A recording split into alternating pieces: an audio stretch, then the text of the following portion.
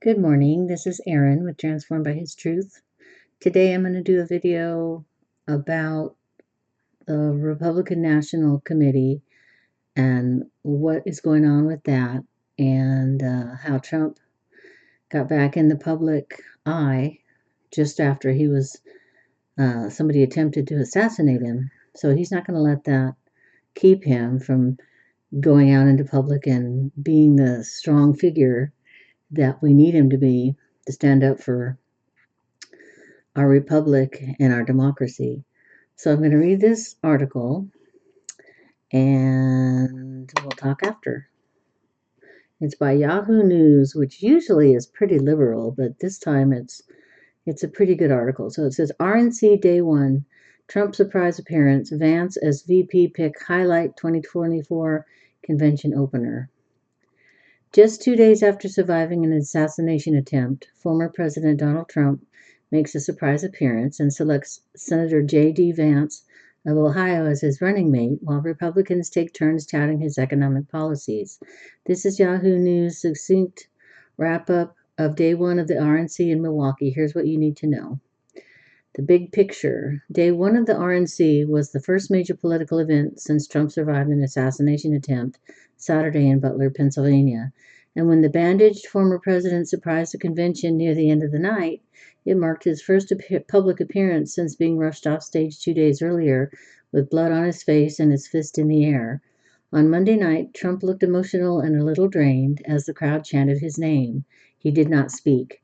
Heading in, it was unclear how Saturday's trauma would affect the convention. The answer so far, not all that much. The evening's official theme was Make America Wealthy Again, a prompt to criticize the economy under President Biden and promise lower prices under Trump. That's what the campaign reportedly wanted. No overheated rhetoric about the shooting, just business as usual, and that's largely what the speakers delivered. Key takeaways. The Trump rally shooting. It's not that Saturday's shooting never came up. It did, but the context was usually religious rather than political. I thank God that his hand was on President Trump, Georgia Representative Marjorie Taylor Greene said. If you don't believe in miracles before Saturday, you better be believing now, added South Carolina Senator Tim Scott. Prior to the convention, some Republicans were quick to blame Democrats and even President Biden for the attack. But it seems that the Trump campaign, which reviewed every speech in advance, successfully kept that kind of language out of Monday's program. Time to unite. South Dakota Governor Kristi Noem came closest to politicizing the assassination attempt. Nobody has endured more than what Trump has gone through, she said. They've attacked his reputation, they impeached him, they tried to bankrupt him, and they unjustly prosecuted him. But even in the most perilous moment this week, his instinct was to stand and fight. Noem quickly pivoted, however, to a message of reconciliation. I know that many of you are angry, but now is the time to unite, she continued. We have to win the hearts and minds of every single American. We need to listen to them, and you can't win people over by arguing with them. It's the economy, stupid. Team Trump seemed to recognize that pinning Saturday's attack on the other half of the electorate probably wouldn't help their candidate maximize his vote in November. Instead, speaker after speaker recited the same list of kitchen table talking points: inflation, gas prices, groceries, and mortgage rates, Bidenomics. As a formidable Democratic strategist once explained, it's the economy, stupid. Trump is already ahead in the polls, no need to make it more complicated. Deviations from the script. There are some slight deviations from the Make America Wealthy Again script. Several speakers slipped gender issues into their remarks. Wisconsin Senator Ron Johnson rallied against biological males competing against girls and the sexualization and indoctrination of our children. Green mocked Transgender Visibility Day, and Alabama Senator Katie Britt was the first speaker to target Biden's age. We know the current president is not capable of turning things around, she said. Our prosperity, our security, our safety, each diminished, all in decline, just like the man in the Oval Office. A few minutes later, a video segment showed Biden tripping as he climbed the jetway to Air Force One. He can't even walk up steps or put on his own coat, the narrator said. Diversity on display. Even if Monday night's message wasn't particularly diverse, the people who delivered it were. The organizers went out of their way to counter the GOP's image as part of the party of old white men. The majority of elected officials who appeared on stage were women: Green, Noem, Britt, Tennessee Senator Marsha Blackburn, or Black Americans: Scott, North Carolina Lieutenant Governor Mark Robinson, Texas Representative Wesley Hunt, Michigan Representative John James, and Florida Representative Brian Donalds. Goya Foods CEO Bob Unanue, Moms for America Executive Director Vanessa Farah, and Nicaraguan immigrant Linda Fornos spoke to Latin Americans. Turning Point USA CEO Charlie Kirk spoke to younger voters. Trump strategists have claimed that they are making inroads with millennials and voters of color.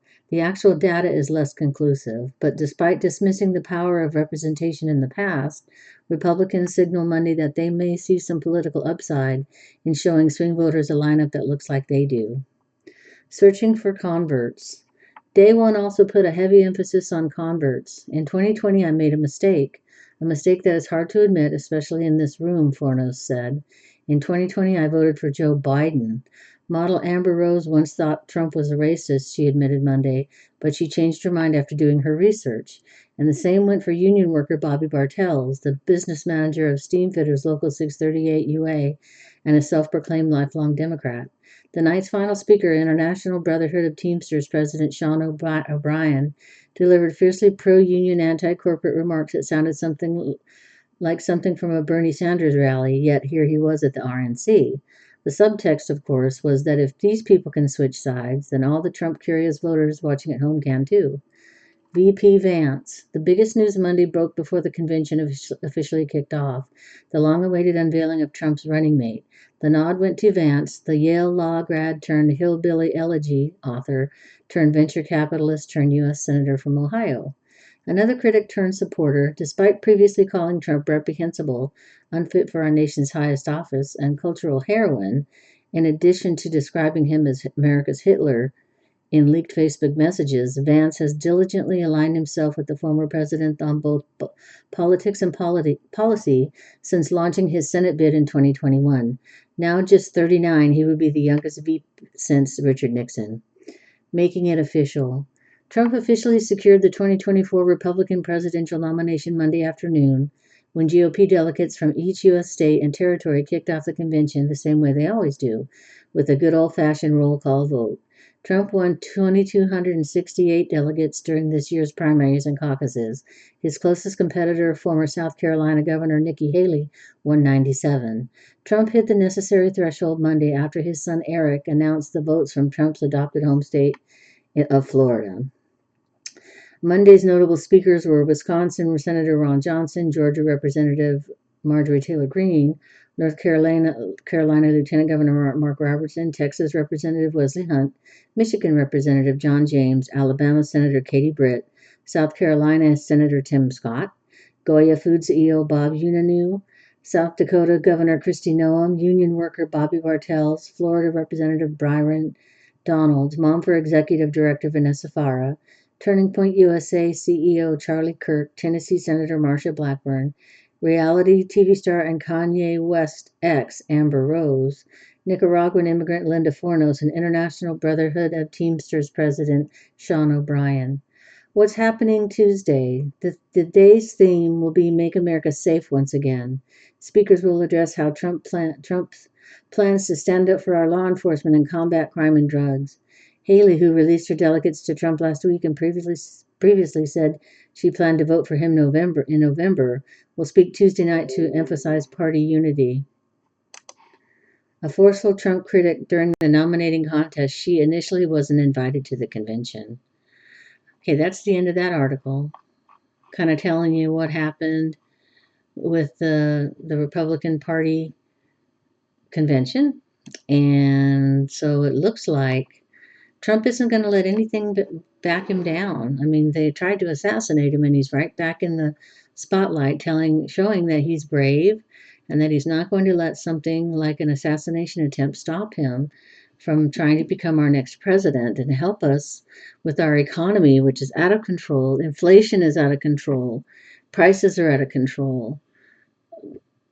Illegal immigrants crossing the border is out of control. We need these things addressed by a party that cares enough about the people to do what needs to be done.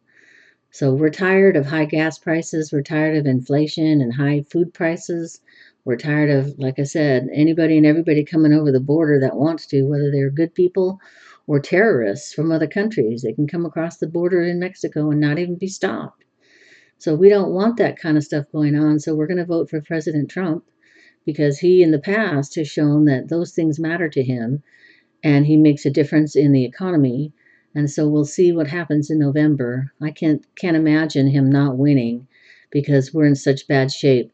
Now the Democrats are trying to say, "Oh, inflation is better and this and that, jobs and this." Well, that's because they're doing it on purpose here near the convention so that they can look better. But the last 4 years have proven that they've been nothing but greedy uh, people that don't care about the average American and what we go through, and they need to be taken out of office, and we need to put in Trump and his people so that we can have America great again. Even if it's not great in every way, at least it'll be better in some ways, and it'll help us as individuals and families to be able to afford our food every week. Anyway, so that's what's going on politically with Trump, and I hope that that gave you a little perspective, and that in November you will get out and vote, and you will vote for Trump because he is for the American people.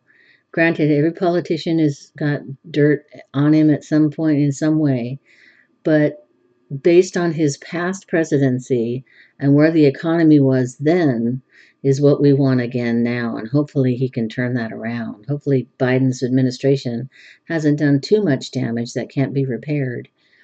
So anyway, I hope you have a great day. I thank you for coming to my channel, and I thank you for any likes and subscriptions because that encourages me and helps me want to keep doing this. Have a good day. Take care.